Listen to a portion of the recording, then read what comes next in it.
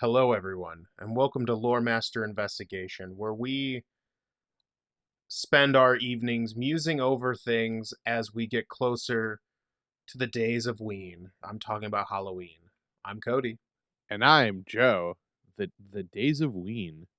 The days of Ween, The, the, indeed. the days of the Ween. Remember learning Yes, that song in grade school? It's like I these don't are remember. the days of the Ween.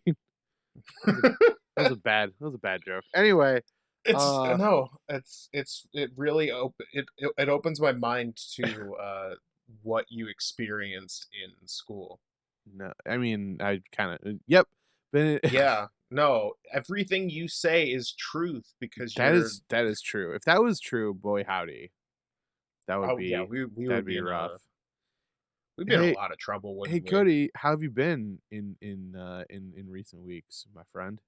I have been well. I've been getting jazzed for the Halloween spirit. Watch some of my favorites, like kind of supernatural, spooky, not quite scary, not quite horror, not my vibe typically, Yeah. but I'm always down for the October. What about Sure. you? Yeah, man. I've been doing all right. I've fallen very deep into the Among Us rabbit hole. Nice, nice. Yeah, boy, man. Oh boy, that game. Okay, so here's the thing about that game. Just real quick before Yeah. Bookie interrupts us, is like that game. I think the longest game I have been in has been about 5 minutes or so. And so, it's one of those deals where I'm just like, "Oh, yeah, I'll just play a couple rounds of Among Us," and then it's like 4 hours later. I'm like, "How the hell did that happen?"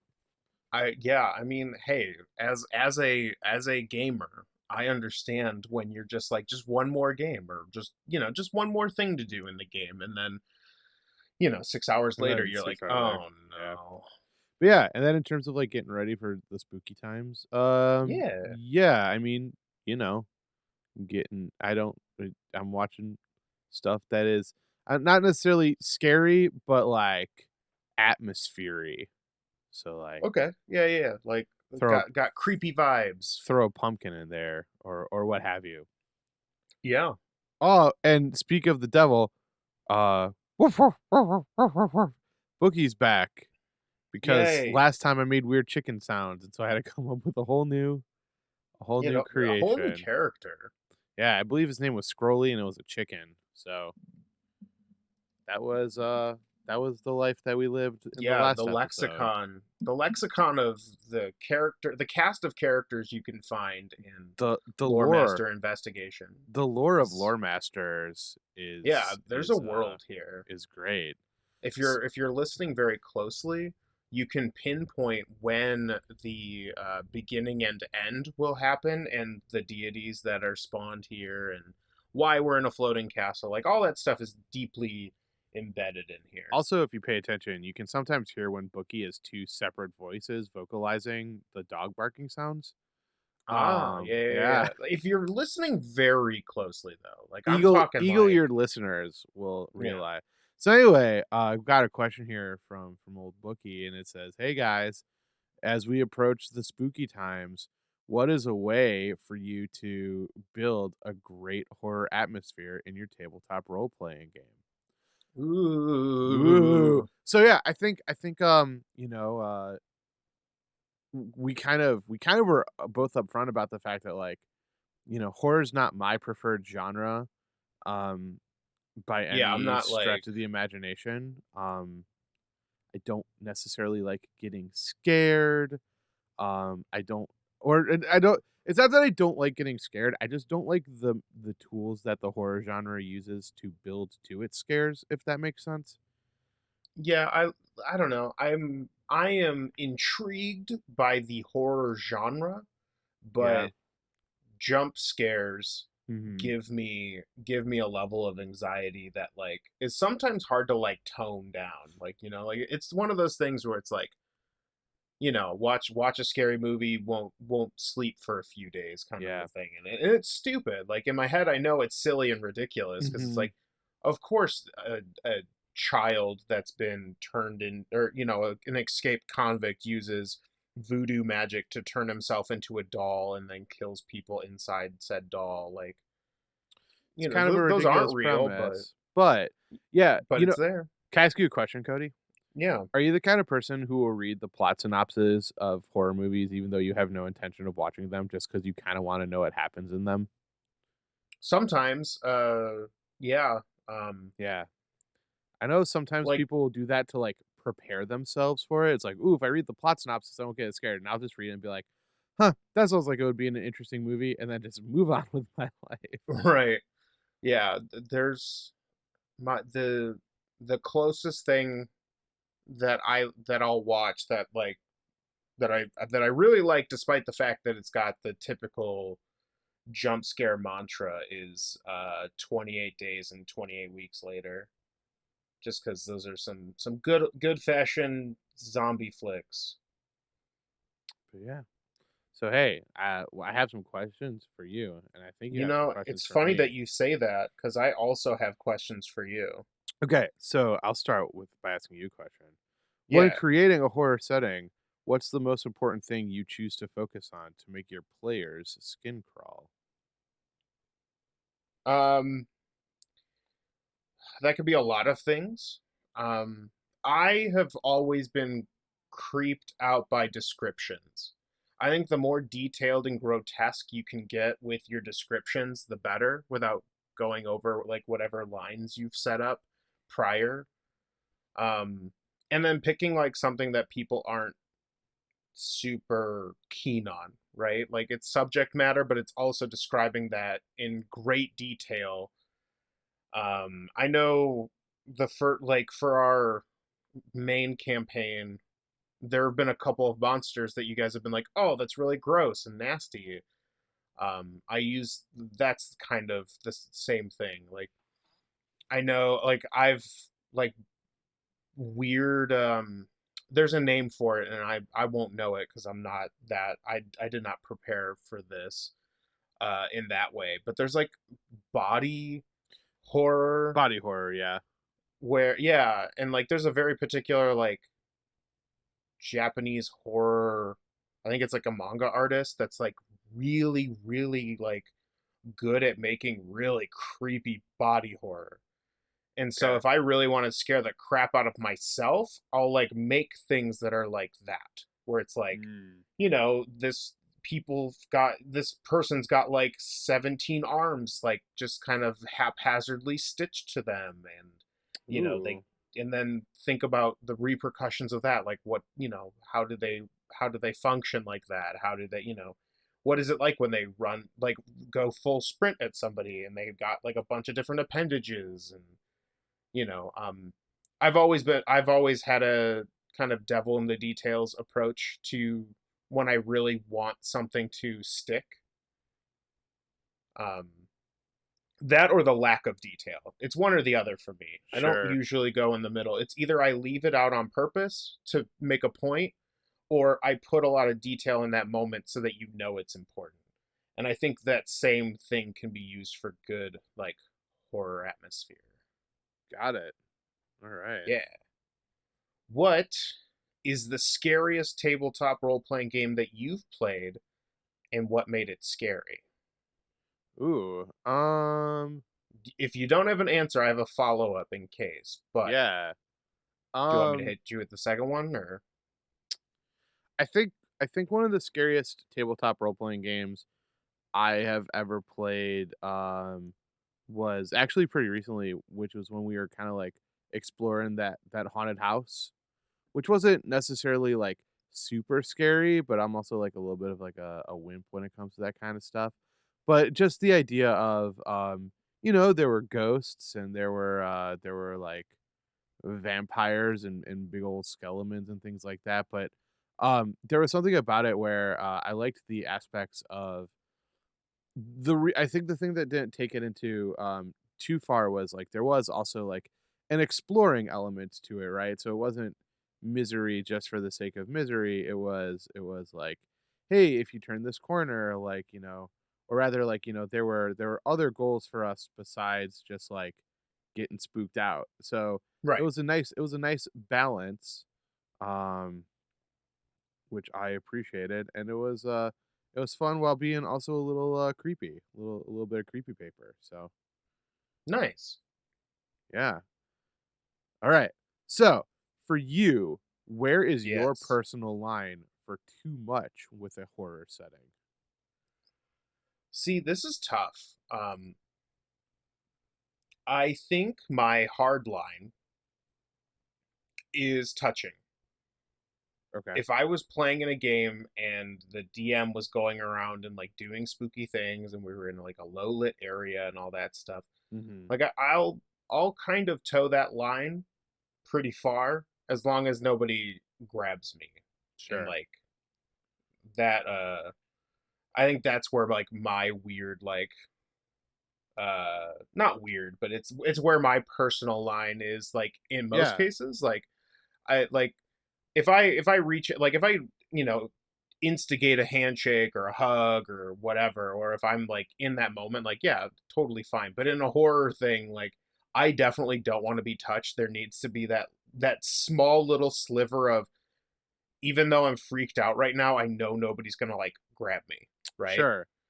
Then Um, then I would because not it's go kind of see a like it's production like of that. the like haunted houses, right? Uh-huh. Like they're super scary and they're like fun to go through if you're into that kind of thing, but there's always that one little thing in like the back of your head that's like, well, they're not actually going to touch you. They're going to freak you out, sure, but they're never going to touch you unless you go to like a very specific one where they do. Sure. That I wouldn't do. Mhm. But I think that's my hard line. I'm pretty much I mean, and granted, I haven't hit the full spectrum, so like who knows? Like I've played games where we played by candlelight. I've played moody atmospheric games where, you know, there was really good haunting music in the background and, Yeah. good DM work where people are, describing things in great detail but leaving enough for my imagination to run wild and all that good stuff. And I Mhm. love that. That's so much fun. Just yeah, as long as you don't grab me, I'm cool. Yeah. What about you? Do I you would have a? then I would recommend not going to see a production of Cats. Oh no! Do you not know What about is? this? No. At least What in what like is going on with cats? I uh, mean, I heard the movie was wild, but there's like characters will like slink through the audience and things like that. And will sometimes like get right up in your face, and there are actors who are like as people are being seated will just kind of like slink through the audience and then like go up to the stage to do the cats, but you're just kind of like, are all they right. doing it with the intent to scare me though? I mean, I Because it's not. suppose I suppose your mileage may vary on that I get because particular question. I don't. I don't necessarily have like a touch thing in general. It's just Mm, like in a moment of tense, like sure. heightened, like fear is where touch is too much. Yeah, Um, you know, but like if for someone were to come up and give me like a surprise hug or something, I wouldn't like freak out. But like if I was in a haunted house and one of the people came up and grabbed my arm, I don't know what I would do. Either pass out right there or like, just fling my body sure. wildly until they stopped. Like I have Yeah. no idea how I would respond. But For if Cats meant to be scary, then yeah, I definitely don't want to go to that. But I didn't think Cats was a horror movie as far as I no, can no, no, no, tell. no, no, no, it's not. Um Cool. you know, for as much as I love playing like big, like tough, punchy characters, I am myself kind of like a calm, pacifisty person. But I am always afraid of. I've never gone to a haunted house because I don't know what my in the moment reaction would be, and I'm worried that I would just kind of like punch the person scaring me in the Like face, you and just could get physical. Like yeah, and I don't want to do that. So it's like I've never put myself in the position to do that. I Um, mean, that makes sense. I get it. Like, for a really long time, I didn't do a haunted house. I tried to do one at school back in the day when like that was a thing. Like in, I think it would be middle school for us, primary school for anyone outside of the U.S. I think. sure, yeah, yeah, yeah. But yeah, they had like a, you can spend money to go drive out to a haunted house, and everyone in my class was going, and I was like, sure, this sounds cool. But then like I got there and I was terrified, so I was like, No, I'm just gonna stay on the bus until we leave. Yeah, we'll be good. For me, I think I would agree with you about like having the DM like kind of get up all in your face and things like that. Um, I also feel too like this is kind of a go to for me in general, but like if you're doing like a horror game, I highly recommend if you have the space um in wherever you're playing to kind of like set up an outside like chill zone. Um if Sure. Yeah, yeah, yeah. when it's when it is like safe and responsible to do so. Um because like yeah, giving people the opportunity to remove themselves if they get too overwhelmed, I think is um the wise route to go. So Fair. yeah. Yeah, yeah, yeah. Yeah. I totally get it. Yeah. When work and I kind of it's not something that is necessarily like a. I think it's a good point to remember is like make sure everyone is because like I think at the end of the day a lot of people are like, oh yeah, let's do a horror game, but like make sure everyone is cool with the level in which you do a horror game. Like make sure everyone's on the same track Yeah, for because sure. getting scared and being scared like it is completely different for individuals. Like I know family members that would would fucking love to get their pants scared right off of them and like do go the whole go the whole way with like you know atmosphere, people going around grabbing at you under the table, what have you. But like I could never do that.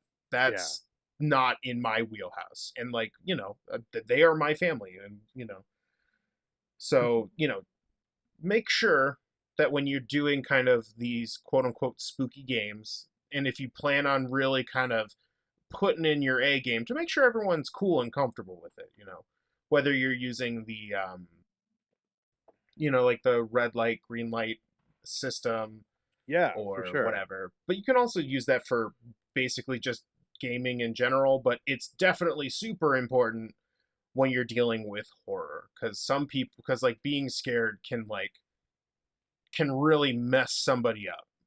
For sure. My last question though, Okay. to get back into the horror atmosphere is what out of game thing would you do to enhance a horror game if you were running it? Um I feel like there's sort of a combination of things I would do. You already mentioned candlelight. Yeah. I feel like that's always kind of a cool go-to because, I think part of like a big element of something scary is just like not being able to like fully see something. And so that kind of adds a level of fear to it. But I also feel like uh this is really kind of give you a chance to really work on your um what's what I'm looking for? Sound effects skills. Okay. Um, Yeah, your audio engineering, if you will. yeah, mainly just because, much like visuals, sometimes having, a really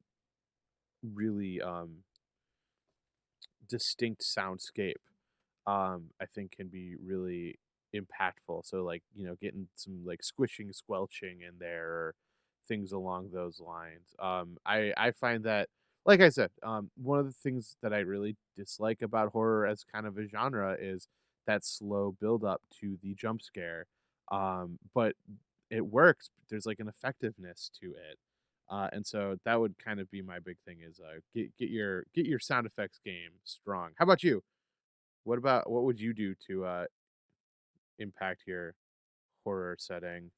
Yeah, I mean, if everyone was cool with it and I was running something like that, I would definitely, you made a good point, so I won't retread the same thing. Like audio is key, um, visual is key, but what Mm, might be kind of cool if you have the ability to do such, because I know I wouldn't unless like I bought something, but like it might be cool to you know gack or like slime that like a lot of people will sell.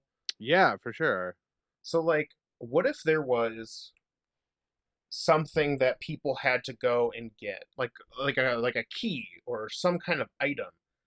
It would be really cool if you could put slime and put a real object in there and then like cover it up so they don't know what they're putting their hands in Oh and boy. then be like, "Oh, here's the thing you need," and then like actually have them like go into the Nickelodeon slime to like grab something out. Like if you could do something like that, like use a legitimately like touchy like prop, obviously Yeah. not right now in the good year of 2020, Hmm. but when we're kind of sailing past this point, like if you could do props like that, that is what I would like to do to really enhance the mood. Or like I'd also would up my DM game in the way of how I interact with the party, because a lot of the time I'm behind a screen. Sometimes I can even be a little monotone with like when I'm looking at my notes and doing that kind of stuff. And then I'll like get into the characters and stuff like that. But if I really wanted to get into it, I wouldn't want to sit down.